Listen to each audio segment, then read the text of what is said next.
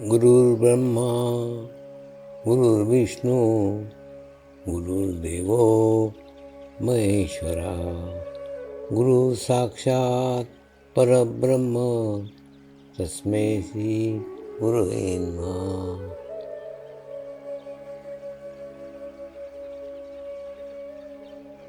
ध्यान की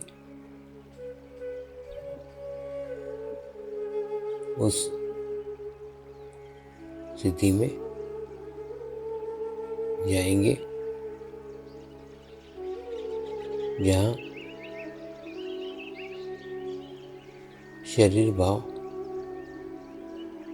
पूर्णतः समाप्त हो जाता है।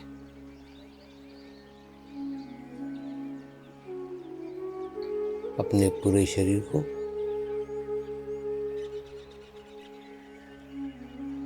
पूर्णतः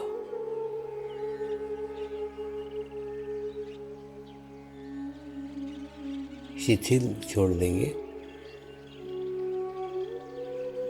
एकदम रिलैक्स हो जाइए।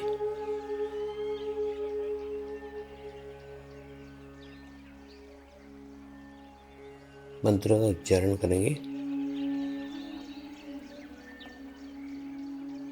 मैं एक पवित्र आत्मा हूँ। मैं एक शुद्ध आत्मा हूँ। मैं एक पवित्र आत्मा हूँ। मैं एक शुद्ध आत्मा हूँ। मैं एक पवित्र आत्मा हूँ। मैं एक शुद्ध आत्मा हूँ।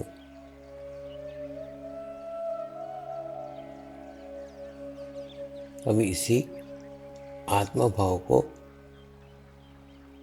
बनाए रखते हुए गुरु मंत्र का उच्चारण करेंगे।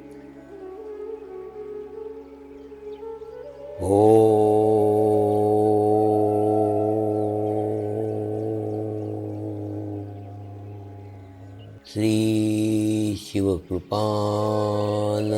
स्वामी नमो नमः।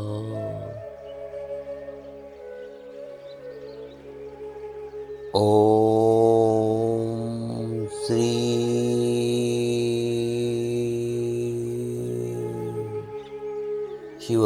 शिवकृपानंद स्वामी नमो नमः।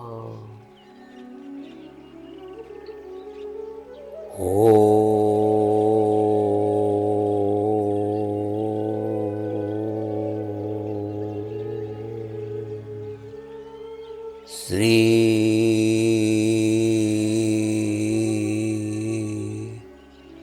शिवकृपानंद स्वामी नमो नमः।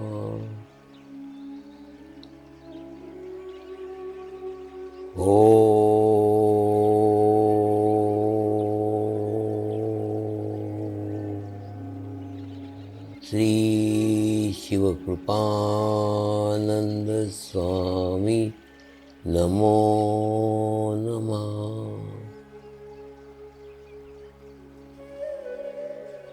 ओम श्री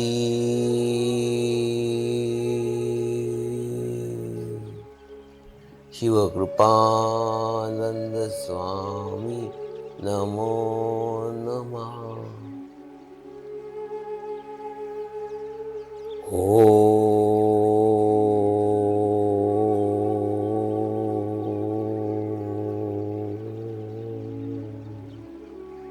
श्री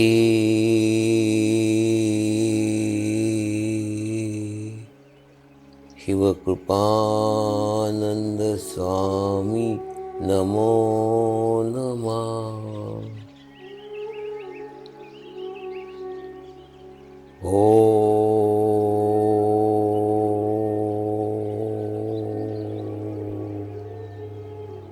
श्री शिवकृपानंद स्वामी नमो नमः।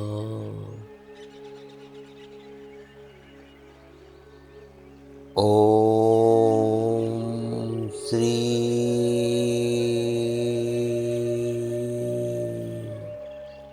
शिवकृपानंद स्वामी नमो नमः।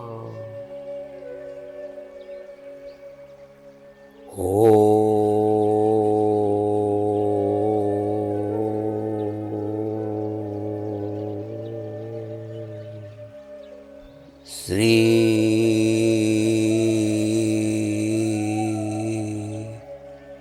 शिवकृपानंद स्वामी नमो नमः।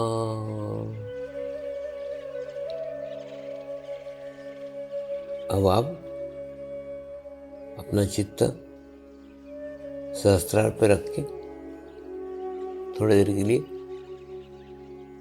ध्यान में जाएंगे।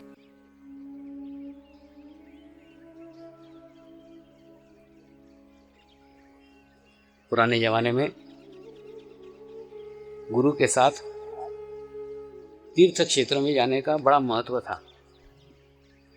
इसलिए महत्व था क्योंकि गुरु जिस तीर्थ पे जाएगा, गुरु जिस स्थान पे जाएगा, उस स्थान की एनर्जी ग्रहण करेगा और हमें बिना कुछ मांगे, बिना कुछ मिले अनायास ही वो शक्ति मिल जाएगी, तो चैतन्य मिल जाएगा। इसलिए सदगुरु के साथ में तीर्थ यात्रा करने का, पवित्र स्थानों पे जाने का यही एक कारण था।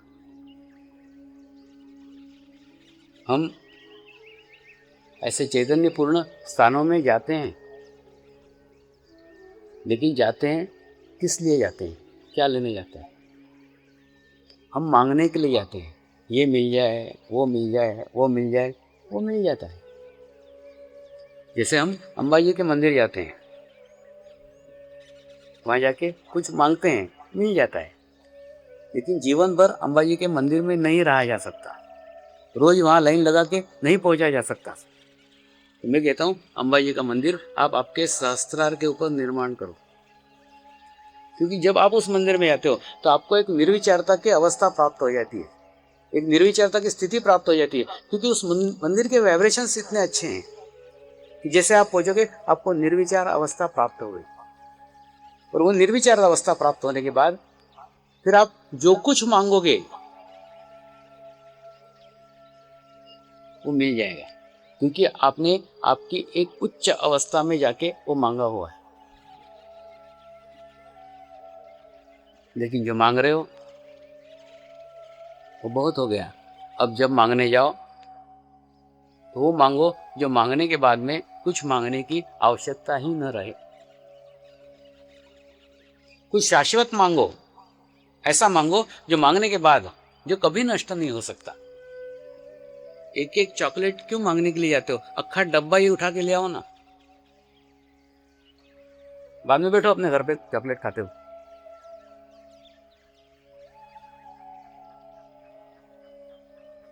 जो परमात्मा के पास जाओ तो उससे आध्यात्मिक प्रगति मांगो, आत्मा की प्रगति मांगो। एक बार आत्मा की प्रगति हो जाए तो आपका चित्त इतना पावरफुल हो जाएगा, चित्त इतना सशक्त हो जाएगा, आपकी आवश्यकता के पूर्व आपकी आवश्यकताएं पूर्ण हो जाएगी। फिर मैं मेरे शब्द दोहरा रहा हूं, आपकी आवश्यकता होने के पूर्व आपकी आवश्यकताएं पूर्ण हो जाएगी, तो फिर जीवन में कभी कोई आवश्यकता ही नहीं रहेगी।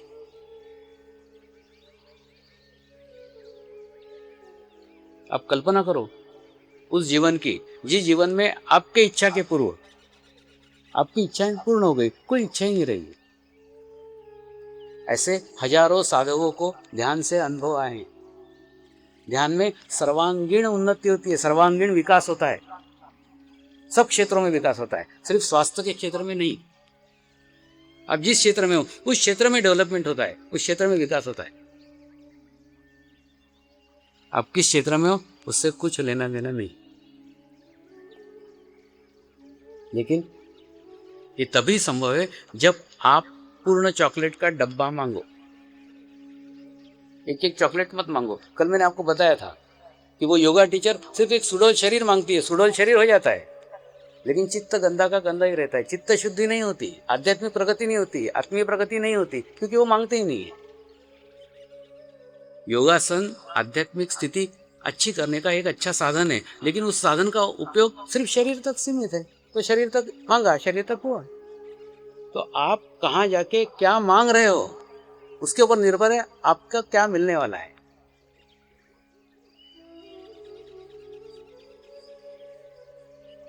विदेशों से जो भी साधक नवसरी आते हैं,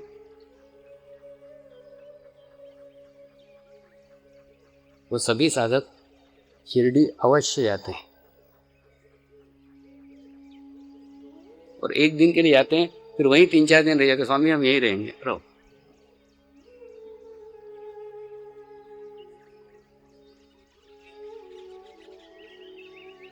वहां एक निर्विचारता की अवस्था प्राप्त हो जाती है। उस अवस्था में जाके आप जो कुछ मांगोगे वो शाश्वत होना चाहिए। आपकी मांग पास की होती है, पास की समस्याओं से आप ग्रसित रहते हो, इसलिए पास की चीज मांग के वापस आ जाता है। आप वहां एक बार कनेक्शन कर लो, वहां एक बार संबंध स्थापित कर लो। संबंध स्थापित करने के बाद आपकी मांग मांग नहीं रहेगी। मांगने के पूर्व सब कुछ प्राप्त हो जाएगा।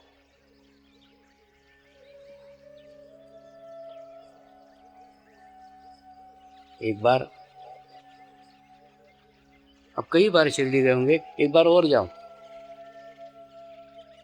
और जाके सिर्फ ये मांगो कि हमको हमारी आध्यात्मिक प्रगति करने की इच्छा है।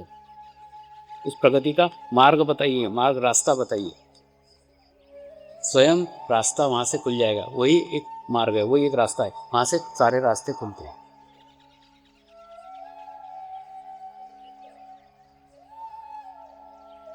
लेकिन आपकी मांग होनी चाहिए। जब ये होगा तब सब घटित हो जाएगा, सब संभव हो जाएगा।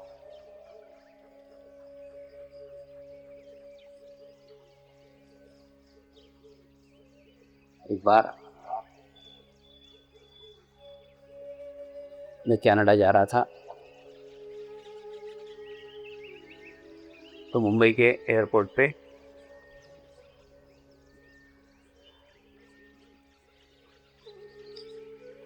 एक मैजिस्ट्रेट है मुंबई में, वो बेचारे वहाँ सेवा देते हैं अपनी।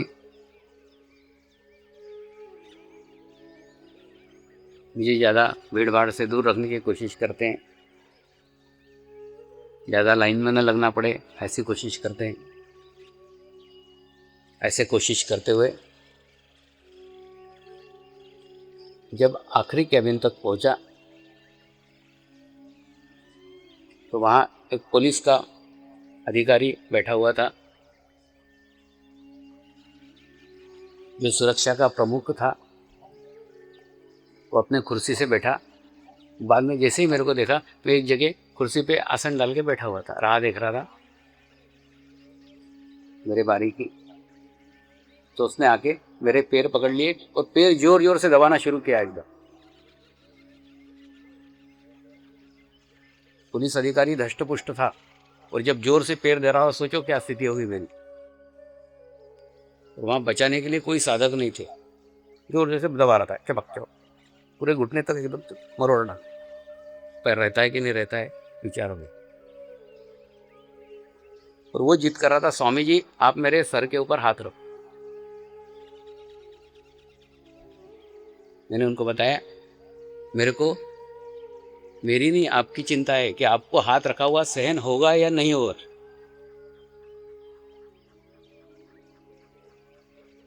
लेकिन वो जिद कर रहा था, नहीं आप जब तक सर पे हाथ नहीं रखोगे मैं आपके पैर नहीं छोड़ूंगा।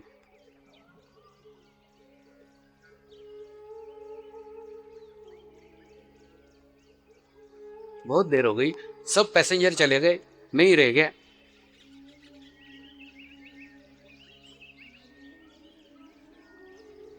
मैंने उसको पूछा, मेरा प्लेन चला जाएगा, मुझे छोड़ दे। तो बोला, जब तक सिग्नेचर नहीं करूंगा प्लेन नहीं जाएगा।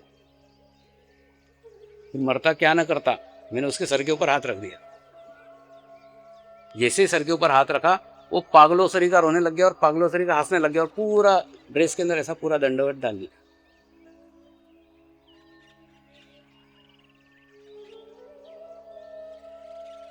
वहां एक प्रेस रिपोर्टर खड़ी थी।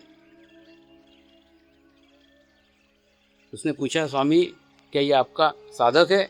मैंने बोला, इसको तो आज ही देखा है।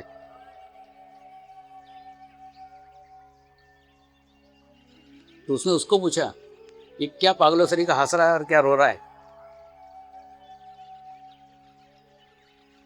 उसने कहा, मैं स्वामी समर्थ का अनन्य भक्त हूं।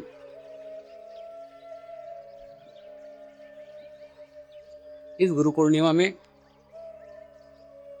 मैंने उनको प्रार्थना की थी, स्वामी आगे का रास्ता दिखाओ, आगे का मार्ग दिखाओ। शुद्ध इच्छा की थी, शुद्ध प्रार्थना की थी।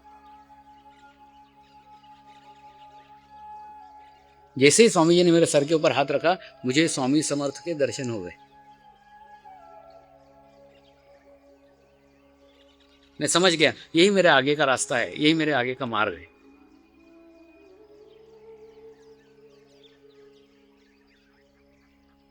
तो ऐसी शुद्ध इच्छा आप करके देखो, आपको आगे का रास्ता दिख जाएगा, आगे का मार्ग दिख जाएगा। गुरु तत्व शरीर नहीं है। गुरु शक्ति एक प्रवाह है, शरीर उसके माध्यम है। माध्यम बदलते रहते हैं, शरीर नाशवान है, शक्ति अविनाशी है। शक्ति विद्यमान रहती है, शरीर चले जाते हैं।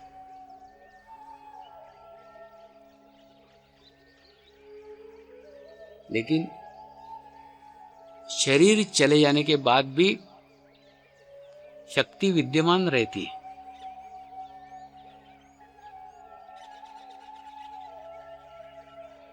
जब उस शक्ति के साथ कनेक्शन करोगे, शक्ति के साथ संबंध स्थापित करोगे, तो निश्चित आपको जीवंत शक्ति के साथ संबंध स्थापित करा ही देगी।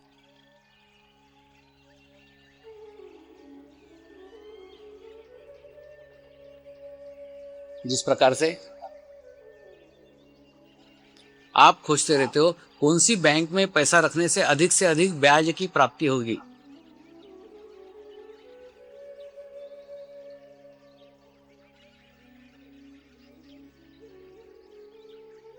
कौन सी पोस्ट ऑफिस की स्कीम है जिसमें अधिक ब्याज मिल सकता है, जिस प्रकार से आप ये स्कीमों को खोजते रहते हो, ठीक उसी प्रकार से समाधिस्थ गुरु अपनी पूंजी कहाँ इन्वेस्ट करे ताकि वो आगे वृद्धिगत हो सके, इसकी खोज करते रहते हैं।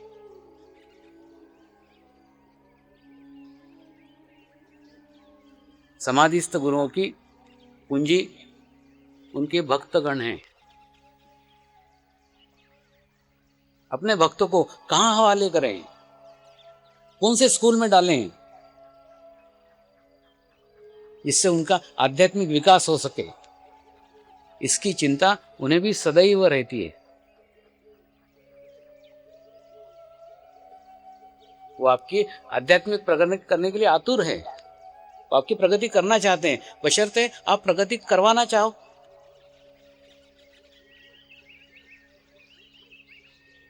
तो आप किसी अगर समाधिस्थ गुरु को मानते हैं, शुद्ध मन से प्रार्थना करके देखिए,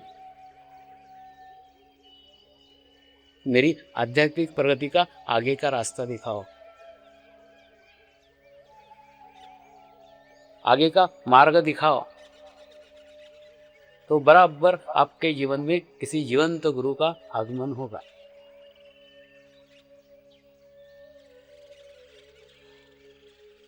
कल्पना करो, आपका लड़का अमेरिका में पढ़ रहा है, अचानक उसको कोई समस्या खड़ी हो गई, अचानक कोई प्रॉब्लम खड़ी हो गई, वो लड़के ने आपको फ़ोन किया, पिताजी ये समस्या आ गई है, एकदम बड़ी प्रॉब्लम आ गई, इमरजेंसी आ गई। आप यहाँ बैठ के कुछ कर सकते हो उसके लिए? कुछ नहीं कर सकते। फिर आप क्या करोगे? आपका जो अमेरिका में मित्र है, उस मित्र को फ़ोन लगाओगे, देखना मेरे लड़के को ये समस्या है, मेरे लड़के को ये प्रॉब्लम है, ज़रा देख ले, वो देख लेगा। ठीक उसी प्रकार से जब आप किसी समाधिस्थ गुरु को प्रार्थना करते हो, इच्छा व्यक्त करते हो, वो आपको जीवंत गुरु से मिला देता है, क्योंकि जीवंत गुरु आपके पास का है, समाधिस्थ गुरु आपसे बहुत दूर है। लेकिन आप इच्छा कर रहे हो तो वो उनके वर्तमान स्वरूप से मिला देता है। देखिए, दुनिया आज भी चल रही है, डूबी नहीं है। इसका मतलब कहीं ना कहीं विश्व चेतना के स्वरूप विद्यमान है, सिर्फ हमारी नजर भूतकाल पे है, इसलिए वर्तमान काल के नहीं दिख रहे। अगर आप उनसे भी इच्छा करोगे तो भी वर्तमान काल में आपको नजर आ जाएंगे। इसलिए शरीर के भ्रम से बाहर निकल करके देखो। शरीर की आंखों से नजर नहीं आएगा। नजर करने के लिए आपको आत्मा की आंख खोलना होगी। एक बार भीतर की आंख खुल जाए, एक बार आत्मा की आंख खुल जाए, सब स्पष्ट स्पष्ट नजर आएगा, क्लियर नजर आएगा। ऐसे ही एक बार मैंने मेरे घर के सब भगवानों की मूर्तियां एकत्र की और नागपुर में बड़ी बड़ी बहन रहती है, वो दीदी को ले आके रख दी। दीदी, ये तू पूजा करती है ना, ये मूर्तियां तेरे को लाके दी। आजकल मैं पूजा नहीं करता। वो दीदी मुझसे बहुत प्रेम करती थी, बहुत प्यार करती थी। उसने जो रोना शुरू किया और दिन भर रोती रही। कुछ खाना नहीं बनाया, बच्चे भूखे रह गए, पति भूखा रह गया। तो घर में ऐसा वातावरण हो गया जैसे कोई मर गया हो, मातम का वातावरण हो गया। उसके पति को भी कुछ समझ में नहीं आ रहा क्या करे क्या करे। तो उन्होंने जाके उसके गुरु को बुला के लाए, जो मेरे दीदी के गुरु थे, उनको बुला के लाए। तो हमसे तो बात ही नहीं कर रही थी, बेडरूम के दरवाजा बंद करके रो रही थी। जब गुरु आए, गुरु ने दरवाजा खटखटाया, जब आवाज़ दिया तो बाहर आई, अपने गुरु की चरण वंदना की। और गुरु ने कहा, क्या माजरा क्या है, मेरे को तो बता। वो बोली, मेरा छोटा भाई आया है और वो नास्तिक हो गया है, इसलिए मैं बहुत दुखी हो गई, बहुत रो रही हूँ। मैं बहुत प्यार करती हूँ मेरे छोटे भाई से। उसके गुरुजी भी बहुत पहुंचे हुए थे। थोड़ी देर उन्होंने ध्यान किया, थोड़ी देर मेडिटेशंस किया, और मेडिटेशंस करने के बाद में इतने सुंदर शब्दों में उसको समझाया, अगर वो नहीं आते तो शायद हमारे भाई बहन के झगड़े कभी समाप्त नहीं होते। उन्होंने समझाया कि तू नर्सरी की टीचर है, नर्सरी में पढ़ाती है, तेरे नर्सरी के अंदर एक ऐसा बोर्ड रहता है, उस बोर्ड के ऊपर तार लगे रहते हैं, तार के अंदर प्लास्टिक के बॉल लगे रहते हैं, और जब तू एक बॉल खसकाती है तब तेरे नर्सरी के बच्चे बोलते हैं 1। जब तू दूसरा बॉल खसकाती है तब नर्सरी के बच्चे बोलते हैं 2। जब तू तीसरा बॉल खसकाती है तब नर्सरी के बच्चे बोलते हैं 3। और जब तू चौथा बॉल खसकाती है तब नर्सरी के बच्चे बोलते हैं 4। मतलब जब तक प्लास्टिक के बॉल तू खसकाएगी नहीं, तब तक तेरे नर्सरी के बच्चे 1 2 3 4 नहीं बोलेंगे, क्योंकि उनकी एकाग्रता नहीं है। उनको मन की एकाग्रता करने के लिए, उनको गिनती करने के लिए 1 2 3 4 1 2 3 4 बॉल चाहिए। बॉल नहीं होंगे नहीं बोलेंगे, बॉल होंगे बोलेंगे। ठीक उसी प्रकार से आज तेरी ये जवान लड़की खड़ी है, और उसकी लड़की खड़ी थी जो कॉलेज में पढ़ती थी। गुरुजी ने कहा, ये लड़की को बोल 1 2 3 4 बोलने को। वो लड़की बिना प्लास्टिक के बॉल के 1 2 3 4 बोल देगी, क्योंकि उसको मन की एकाग्रता करने के लिए प्लास्टिक के बॉल की आवश्यकता नहीं रही। वो कॉलेज में पहुंच गई। ठीक इसी प्रकार से तेरा भाई छोटा है, लेकिन फिर भी वो कॉलेज का विद्यार्थी हो गया है। उसको मन की एकाग्रता करने के लिए मूर्ति के माध्यम की आवश्यकता नहीं रही। वो वैसे ही 1 2 3 4 बोल लेगा, और तू बड़ी होके भी नर्सरी की विद्यार्थी है। अभी भी तेरी मन की एकाग्रता करने के लिए तुझे मूर्ति के माध्यम की आवश्यकता है। इसलिए उसने बेचारे ने नदी में फेंक तो नहीं दिए, तेरे को लाके दे, ले तू कर रही तू कर। तो इतने सुंदर तरीके से समझाया कि मूर्ति एक माध्यम है एकाग्रता का, लेकिन उसके आगे भी कुछ है ना। वहीं तक रुको मत, वहीं तक ठहरो मत, उसके आगे भी ढूंढो। जिस प्रकार से एक नर्सरी के बच्चे को एकाग्रता करने के लिए प्लास्टिक के बॉल की आवश्यकता है, लेकिन कॉलेज के विद्यार्थी को नहीं है, ठीक उसी प्रकार से ध्यान मन की एकाग्रता का वो उच्च माध्यम है, जिस माध्यम के आपको मूर्ति की आवश्यकता नहीं रहती, स्वामी की आवश्यकता नहीं रहती, सदगुरु की आवश्यकता नहीं रहती, कोई आवश्यकता नहीं रहती। आपका कनेक्शन डायरेक्ट परमात्मा के साथ होता है, विश्व चेतना के साथ होता है। और एक बार आपका कनेक्शन विश्व चेतना के साथ हो जाए, बाकी ये सब माध्यम कोई आवश्यकता नहीं है। देखिए, हम पूजा करने बैठते हैं और गणेश जी की पूजा में अगर लाल फूल कम पड़ गया तो हमारे दादाजी लाल पीले होने लग जाते हैं, आज मेरी पूजा भंग हो गई। क्यों? लाल फूल नहीं था पूजा में। मतलब लाल फूल के बिना पूजा अधूरी है। तो जितने माध्यम आप अपनी एकाग्रता के बढ़ाते जाएंगे, फिर एक छोटा सा माध्यम भी आपको डिस्टर्ब कर देगा। आज कपूर नहीं मिला, पूजा भंग हो गई, आज पूजा पूरी नहीं, कपूर ही नहीं था। ये सब बातें मैं अनुभव के आधार पर कह रहा हूँ। मैं उस जगह से आया हूँ जिस जगह ये कोई माध्यम नहीं थे, सिर्फ परमात्मा था और वो व्यक्ति थे, कुछ नहीं था बीच में। ऐसे संतों के साथ, ऐसे गुरुओं के साथ साधना करने के बाद में ये जाना, ये जितने माध्यम बढ़ाते जाओगे उतने ही आप आपके रास्ते में ऑब्स्टिकल खड़े करते जा रहे हो। परमात्मा निराकार है। परमात्मा को जानने के लिए सिर्फ आपके भीतर के परमात्मा को जागरूक करने की आवश्यकता है। परमात्मा विश्व के कण कण में, उसमें का एक कण आपके भीतर भी है। और जब भीतर का कण जागरूक हो जाए तो बाहर और भीतर कुछ अलग नहीं हो जाता, सब एक हो जाता है, समान हो जाता है। बाहर भी परमात्मा है, भीतर भी परमात्मा है।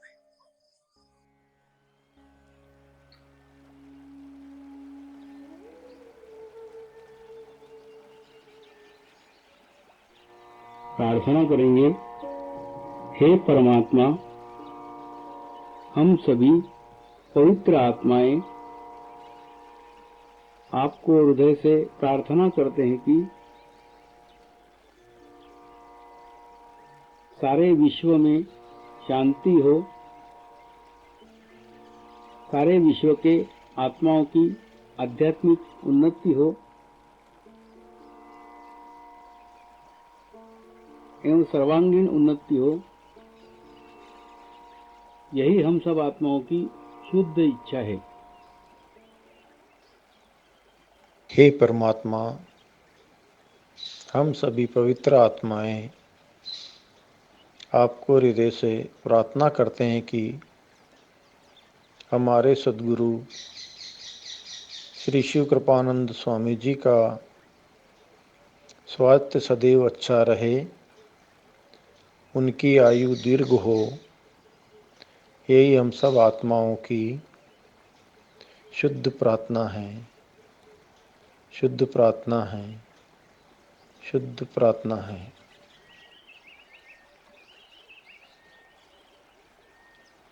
शांति पाठ करेंगे। ओम